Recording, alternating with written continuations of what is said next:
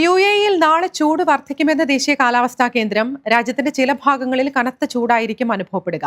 കൂടിയ താപനില 47 degree Celsius വരെ ഉയരും. ഇന്ന് 46.6 ഡിഗ്രി സെൽഷ്യസ് ആണ് UAE-യിൽ പരമാവധി താപനില രേഖപ്പെടുത്തിയത്. നാളെ രാത്രിയിലും ഞായറാഴ്ച പുലർച്ചെയും അന്തരീക്ഷ ഈർപ്പത്തിലും വർധനയുണ്ടാകും. ഞായറാഴ്ചയും താപനിലയിലെ വർധന തുടരുമെന്ന് ദേശീയ കാലാവസ്ഥാ കേന്ദ്രം അറിയിച്ചു. ഖത്തർ എയർവേസിന്റെ മുഴുവൻ ബോയിംഗ് വിമാനങ്ങളിലും സ്റ്റാർലിങ്ക് ഇന്റർനെറ്റ് സേവനം ലഭ്യമാക്കിയതായി എയർലൈൻ അറിയിച്ചു. ബോയിംഗ് 777 വിമാനങ്ങളിലാണ് സ്റ്റാർലിങ്ക് സേവനങ്ങൾ ലഭ്യമാക്കിയിരിക്കുന്നത്. 50 വിമാനങ്ങളിലാണ് സേവനം. 2 വർഷം കൊണ്ട് പദ്ധതി പൂർത്തിയാക്കാനായിരുന്നു തീരുമാനം. എന്നാൽ 9 മാസങ്ങൾ കൊണ്ട് പൂർത്തിയാക്കാൻ കഴിഞ്ഞെന്ന് ഖത്തർ എയർവേസ് അറിയിച്ചു. പ്രീമിയം, ഇക്കണോമി ക്ലാസുകളിലെ യാത്രക്കാർക്ക് 500 Mbps വരെ വേഗതയിലാണ് ഇന്റർനെറ്റ് സേവനം ലഭ്യമാകുന്നത്.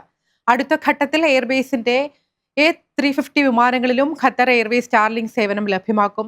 അടുത്ത വർഷത്തിനുള്ളിൽ തന്നെ ഇത് പൂർത്തീകരിക്കുന്നതിനാണ് ശ്രമം.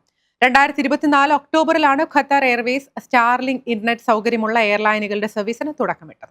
യമനിലെ ഹൂത്തികൾ ചെങ്കടലിൽ മുക്കിയ ചരക്കു കപ്പലിലെ 4 ജീവനക്കാരെ കൂടി രക്ഷിച്ചു. ഇനി 10 പേരെയാണ് കണ്ടെത്താനുള്ളത്. എറ്റേണിറ്റി സി എന്ന കപ്പലിലെ ജീവനക്കാർക്കായാണ് തെരച്ചിൽ തുടരുന്നത്. ആകെ 25 ജീവനക്കാരാണ് കപ്പലിൽ ഉണ്ടായിരുന്നത്. 8 ഫിലിപ്പിനോ പൗരന്മാർ, ഒരു ഇന്ത്യൻ പൗരൻ, ഒരു ഗ്രീക്ക് സുരക്ഷാ ഉദ്യോഗസ്ഥൻ എന്നിവരെയാണ് ഇതുവരെ രക്ഷപ്പെടുത്തിയത്.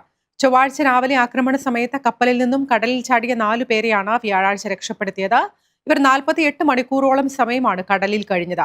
ഇനി കണ്ടെത്താനുള്ള 10 പേരിൽ 6 പേർ ഹൂത്തികളുടെ കസ്റ്റഡിയിലുണ്ടെന്നാണ് വിവരം. രക്ഷാപ്രവർത്തകർ ഇപ്പോഴും കപ്പൽ മുങ്ങിയ ഭാഗത്തും സമീപ മേഖലകളിലും തെരച്ചിൽ നടത്തുന്നുണ്ട്. ഇന്ധനം നിറയ്ക്കുന്നതിനായി സൗദി അറേബ്യയിലേക്കുള്ള യാത്രക്കിടയിലാണ് എറ്റേണിറ്റി സി ആക്രമിക്കപ്പെട്ടത് എന്നാണ് കപ്പൽ കമ്പനി പറയുന്നത്. US വിസ ഫീസ് അടുത്ത വർഷം മുതൽ വർദ്ധിക്കും. വിസ ഇന്റഗ്രിറ്റി ഫീസ് നിർബന്ധമാക്കിയതാണ് വർധനയ്ക്ക് കാരണം. US പ്രസിഡന്റ് ഡൊണാൾഡ് ട്രംപ് പുതിയതായി ഒപ്പുവെച്ച ബിഗ് ബ്യൂട്ടിഫുൾ ബിൽ ആക്ട് പ്രകാരമാണ് വിസ ഇന്റഗ്രിറ്റി ഫീസ് നിർബന്ധമാക്കിയത്.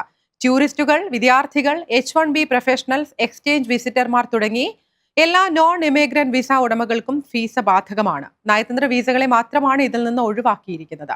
വിസയുടെ നിയമങ്ങൾ പാലിക്കാൻ ആളുകളെ പ്രേരിപ്പിക്കുകയാണ് ഇതുകൊണ്ട് ലക്ഷ്യമിടുന്നത്. $250 മുതലാണ് വിസ ഇന്റഗ്രിറ്റി ഫീസ് ഈടാക്കുക. ഓരോ വർഷവും നിരക്കിൽ വ്യത്യാസമുണ്ടാകും. വിസ അനുവദിക്കുമ്പോൾ തന്നെ തുക ഹോംലാൻഡ് സെക്യൂരിറ്റി വകുപ്പ് ഈടാക്കും.